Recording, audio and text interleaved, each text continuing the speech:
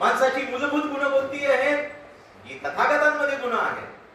मैत्री आहे, करुणा आहे, अधिष्ठान आहे, सत्य आहे, नाही काय, प्रज्ञा आहे.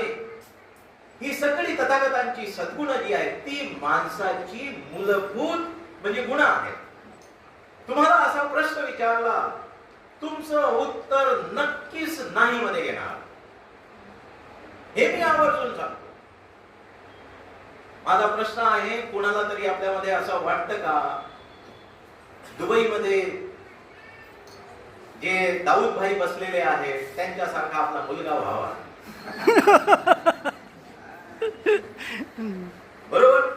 तुमचं उत्तर नाही म्हणून असेल. याचा अर्थ काय होतो? आपली मन, माणूस म्हणून आपल्या मनाला म्हणजे चांगलं पाहिजे असतं, आपल्याला चांगल्याची ओढ असते, नाही का? आणि इथे या व्याख्येच्या माध्यमाने बाबासाहेब हे लक्षात आणून देतात की व्यक्तीचा विकास हा धर्माचा म्हणजे मुख्य म्हणजे उद्देश असला पाहिजे. आणि म्हणून